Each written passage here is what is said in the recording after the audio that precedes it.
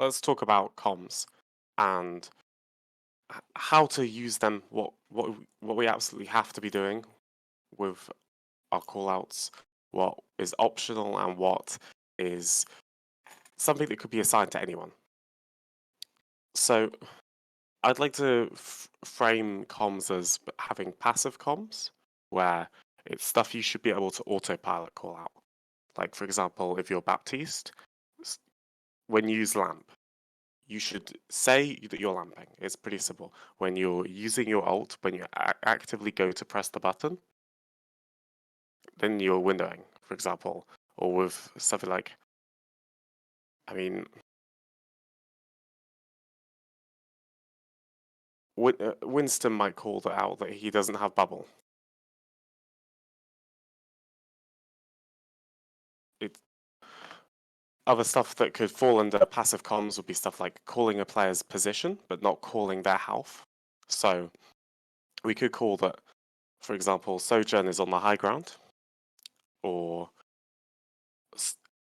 Doom is behind, or on our right, any location that doesn't require an immediate response. Because if it requires an immediate response, then we're talking about an active comm.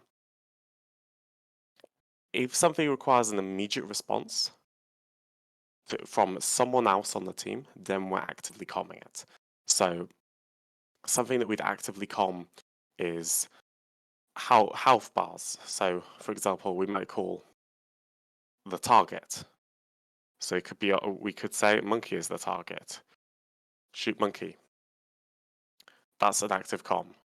Calling that someone is 1 health is an active comm. Because 1 or 2, or sometimes even more people need to immediately do something about it. Whereas with a passive comm, if we're just calling that someone is on a flank or behind us, and we're just saying their location, it doesn't require an immediate response. Going back to the lamp with Baptiste, if we call that we've used lamp, it doesn't require an immediate response from anyone. But in the future, it will require a response from the tank in terms of how they play. It will require a response from anyone who might have gained use of the lamp, like a Bastion or a Mei. If you're thinking about the Brawl comp that's been meta recently. There's other things you could passively comm. It depends on the compositional matchup. It depends on what your win cons and lose cons are as to whether you need to call it. For example, there's some comps where, on going back to Baptiste again, because he's such a great example for this, you might want to comm that you've used your shift. Or you might not.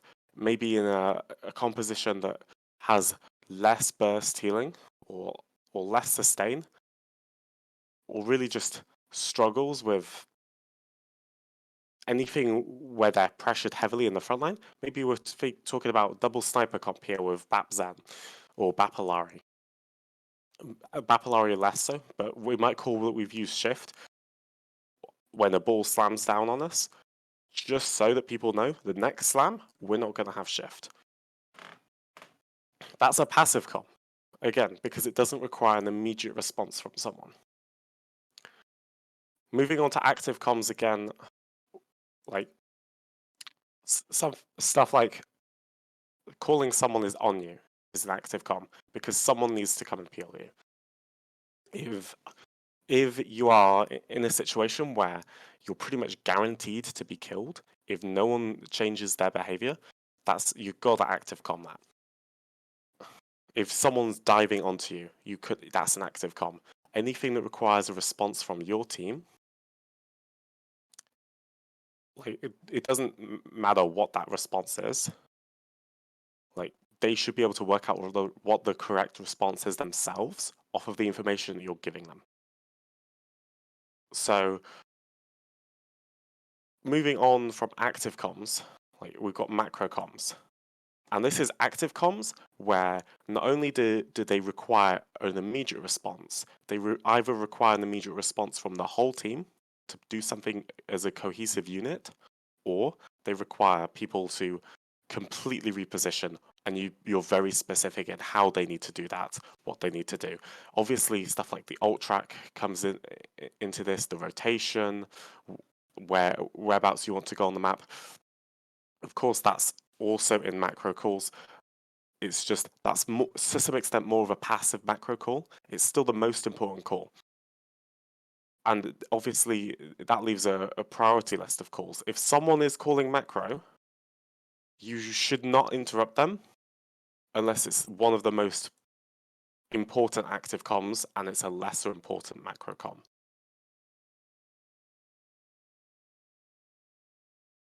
Like so it's really important to not overlap comms there. Same with passive comms. If someone's hard comming a target, you do not call out your passive comms. It's completely useless in this scenario. Unless like they have overcomms the active comm. It's all very subjective.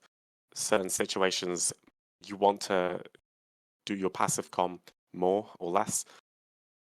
It's going to depend on which things you're calling, when you're calling them. All going to depend on compositional matchup, what hero you're playing. This is just a general idea of these types of comms are not the same.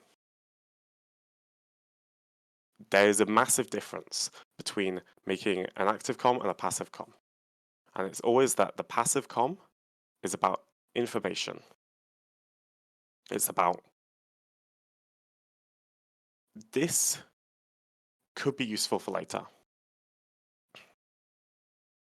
Like a passive comm might be something like, I'm close to my ult, but then you can change that comm into an active comm by saying, I am going to use my ult in 4 or however many percentage you are away, or ulting in 4. It's also with comms, it's very important that whenever you get a chance, you want to minimize the amount of time it takes to say the comm. If you have an opportunity to shorten your comm, even if it's by half a word, even if it's by just getting rid of some of the words, like something like I need help is very long, whereas Kemi is pretty short, right? It's about the time it takes to say it, because if you take 1 second longer to communicate every idea, every passive comm, every active comm, it's just not very good. Like something like using lamp, using beat, using graph, that can all be shortened to graving, beating, lamping. And it's great to be able to do that. With macro comms, shortening it is less important. Like macro comms, no, like either they are very mid-fight, this is the go moment, in which case it's like an upgraded active comm. We do have to be quite concise, but we like since we're calling macro, we're going to be shouting. We're going to have more space to talk. So we're going to have more opportunity to make it longer and actually sound out what we want to happen, even if the amount of time we have to make that happen is about as long as it would be with an active comm, just because with a macro comm, everyone's going to be doing their thing. Obviously, with alt track and the fight plan, or the rotation, you've got a lot more time to use words in there. You can say more complex ideas. But then I'd say there's another type of comm. Like that's kind of the basic ideas of what you should be comming when. Obviously, there's no cheat sheet of I'm playing this hero on this in this composition. I know exactly when I need to comm something. That doesn't exist. It's subjective. Even down to you could know the compositional matchup and the hero and the map, but you still can't autopilot because there could still be scenarios where it's a bad comm to comm something that you would have normally always commed. The thing is that normally with these comms, passive and active comms, more is almost always better. What isn't good is when you start to have negative comms. So a negative comm is either a piece of information that's completely irrelevant or it's overcomming something. If you take something that's like someone's 1 HP, right? They're really 1. Like your team isn't going on them. They really can't get on them easily. There's one guy who can get on them with you because you're split for whatever reason, right? This is just an example. If someone's 1 HP and we're hard comming this instead of just active comming it by saying it once or twice. Even saying it once should be enough. Overcomming basically makes those comms negative comms because now you're taking away space from everything else.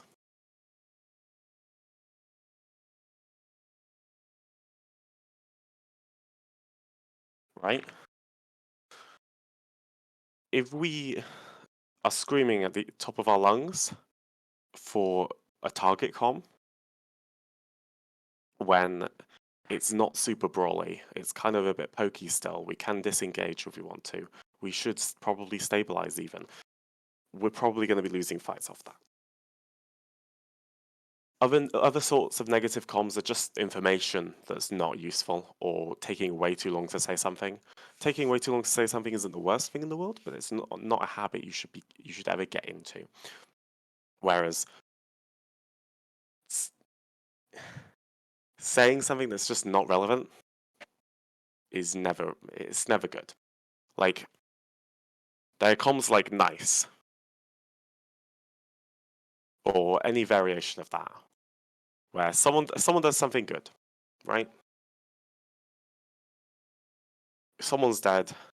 We're saying nice something or whatever. And there's no need to say it. Like, we could replace this comm entirely with something that would give more information as sort of a passive comm. Up 1. That gives way more information. Nice could mean so much. Up 1, well, great. That's way more informative. That's shorter to say, if anything, or about the same length. It's a very short comm. It does change how you're going to play. It immediately makes you start thinking about how you use the advantage rather than just nice. Other things that are absolutely awful to have in the middle of a fight is someone calling their dead. Like this should just never be important. Like we do not want the reason for the action. We want the conclusion of what we should do. We want to know the action right away that we need to do. We don't want to hear, I'm dead, guys. We want to hear, Vicart, or no more ults, or reset, or soft reset, right? Because if we just give this as information, we don't know what we should do off of it. It's kind of useless, and that's negative comm. Like, we're in the middle of a very brawly fight because someone's just died, potentially very brawly, and someone says that they're dead. Great. Well, now we've interrupted the target comm, the target call of the active comm. We've taken up any space that passive comms could have possibly gained if they were important, which in the middle of that fight they probably wouldn't have been. But we've just taken away any opportunity to also have a macro comm. And interrupting a target call sometimes can be very devastating because it gets people out of the flow state. Like, that's a lot more nuanced and less important. It's more about you're taking up comm space for nothing. And sure, it's fine to just do silly, goofy comms and goof around, but there's very rarely times for that. Like, if you need to ult track and plan the next fight, why are we talking about how funny that last fight was? How silly it was that their guy inted? Because that's just getting rid of all our potential macro comms. And we really need the macro comms. And this is really nitpicky, but taking away from other comms really matters. Like, if you don't have active comms, what normally happens is that you're going to get in a situation where you're disorganized. Like, you get to a start of the fight, you're doing fine because your macro comms were all right. You're in the right position to start the fight, and then you go into the fight. Everyone just shoots a different person. No one knows who needs help, and it's just immediately cooked, right? If you're missing out on passive comms, well, now a lot of the time, we're just going to be upgrading stuff into active comms, right? Which passive comms are autopilot. There's stuff you don't need to think about to say. Like, it's just like a mental habit of you should always say this in this scenario. But when someone doesn't say it, it means someone else needs to say it. Like, if, for example, your flex support doesn't call that the trace is going onto them, or like just traces on me behind, for example, something like that. Because like normally that'll be a call that matters when you've got a lot more comm space when it's in the poke phase. If that's not commed, then all of a sudden, 5 seconds down the road, what a surprise! Now we've upgraded that into an active comm of we need to care our flex support and peel the tracer. But the worst part is if then still the flex support doesn't call. Lacking a comm from a person whose job it is to make the comm means that it needs to go to someone else or you just lose the fight. And think of it like this. Everyone has a resource bar as to where they can put their mental energy. Like, and it's split at some arbitrary point. And over here we've got mechanics. Here we have comm. And here we have macro. Right? So here is the space of our brains where we think about what do I need to do in order to win this fight? What do we as a team need to do? The overarching goal. We need to have this in the back of our minds. Or if a macro comm is being made, then that's going to be immediately bringing up what we need to be thinking about there. Comms is more in reference to passive and active comms again. So a passive comm, it takes like a little chunk of this space, making one. Or at least like you don't need to use all of the potential space for this. You could reallocate some of your comm space here and give it over to the mechanics, which will obviously benefit you if you can focus on mechanics in a team fight. Whereas the opposite can also happen, where if someone doesn't make their passive comm, then they still don't make their active comm, and then it becomes everyone's problem. So someone else has to call it for them. It's always going to be more difficult to call it for the person who's meant to call it because they will have better info about it and they will know if it's actually a problem because they've had more experience of that situation. So it's gonna if you refuse to make your passive comm or your active comm, whatever that may be, you're just eating away at someone else's mechanics, right?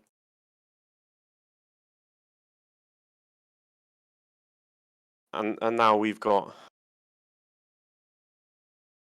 less opportunity for someone to clutch out the fight or get a pick or just hit shots and get value. All because someone didn't make their passive comm, which should have taken absolutely no mental energy at all. Like, we can talk about having too many negative comms as well. Like, if that happens, we overcoming. We don't know what the important comms are. It's less about thinking about our resource meter of our mental attention or our mental capacity here. It's more about just thinking about how much space there is to make the comms. And negative comms, it always takes away from something else. Like, there's never a time in Overwatch where there's nothing to talk about. Like, before the fight happens, you want to talk about the ult track, the fight plan. You want to even talk about the rotation. And in the poke phase, you still want to talk about rotation. You want to call low HP targets. You want to call positions of players. Maybe even a poke phase pre-engage macro call about other people's positionings. So many things. In the engage phase, you want to talk about the initial target. You want to talk about what ult you're using. You want to talk about who's won as well as the initial target. You want to talk about what cooldowns they don't have or that they're using. And then when it comes to brawling, it's about the target, the target, the target all the time until you get to the cleanup phase. At which point you want to talk about who do we need to care? Where are we stacking? Are we chasing? And then immediately after that, once we're in a situation where we absolutely can't have anyone die, it's impossible pretty much. Like, we don't need to comment. We're immediately back to talking about the ult track and the fight plan again. There should never be a time when you can just say some random nonsense and it not have some kind of negative impact. So yeah, that's how I think about comms. And I'm sure there's other ways to think about this and other ways to reframe it. But I think from a simplistic perspective of not knowing the initial nuances of any composition you're playing, or not having done any team play as a team before, or anything of that sort, starting from here is going to work out. Like, if you just try and think about these concepts over and over and over, you'll probably improve your comms over time. And maybe you'll learn, hey, maybe that thing that I did then, maybe I shouldn't have called it because the active comm was more important. Or maybe I should have called it because the active comm was being overcommed. And that's all from experience. You can't, there's no if A, then B with that. It's too specific. But yeah, that's what I think about the topic. It Take it for what you will. And yeah.